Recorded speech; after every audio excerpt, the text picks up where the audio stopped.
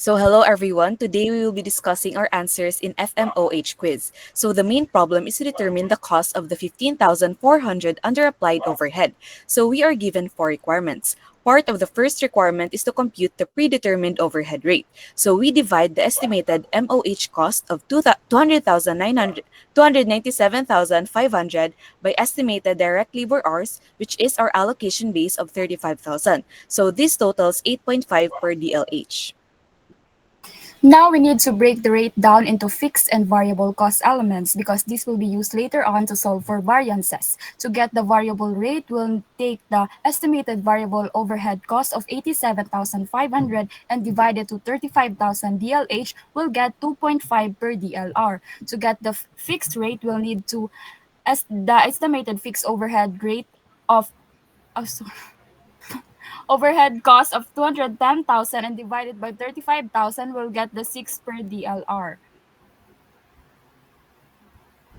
For the requirement number 2, the 272,000 applied manufacturing overhead was computed by multiplying the predetermined overhead rate of 8.50 per direct labor hour by the 32,000 standard hours allowed for the actual output. This represents the estimated amount of overhead cost assigned to production based on standard cost rather than the actual spending. For our third requirement, first, we need to compute for the variable overhead rate variance. To solve this, the actual labor hours worked is multiplied to the difference between the actual rate and the standard rate. The standard rate in this case is the variable component of our predetermined overhead. As we can see that the actual rate is higher than the standard rate. This results in an unfavorable rate variance of 3,000. So next up, we need to compute for the variable overhead efficiency variance. We multiply the standard rate to the difference between the actual labor hours worked and the standard hours allowed for the actual output. And since the company only used 30,000 hours instead of the 32,000 standard hours allowed, it created a favorable efficiency variance of 5,000. Solving for the budget variance, we deduct the actual fixed overhead of 209,400 by the budgeted fixed overhead of 210,000, which yields a favorable variance of $600. Now, as for the volume variance, we deduct the budgeted fixed overhead of 210,000 by the applied fixed overhead of 192,000, which we solved by multiplying the standard labor hours allowed of 32,000 by 6, which is a fixed overhead rate, and then this results in an unfavorable variance of 18,000.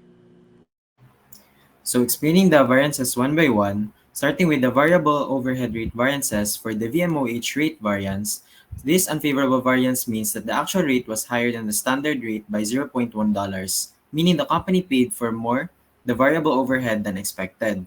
This might be caused by either too much was paid for variable overhead items such as the acquisition of indirect materials, or too much was used such as the overtime for indirect labor than anticipated.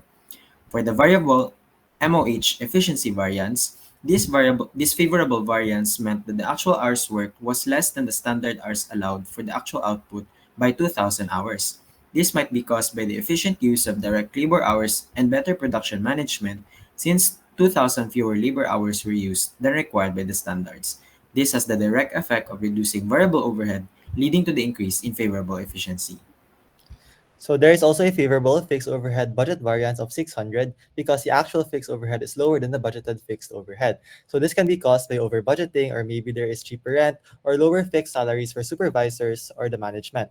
So as for the fixed overhead volume variance with an unfavorable amount of 18,000, the budgeted overhead was higher than the fixed overhead applied, which means that the company produced less than expected, or they did not reach the standard production level that was used in budgeting. So this can be caused by machine breakdowns, employee inefficiency, or maybe other reasons for lower production. So if we total all of these variances, we'll get the 15,400 under applied overhead as seen in the given T account. So that is all of our answers. Thank you so much everyone for sharing your knowledge, and I hope that we were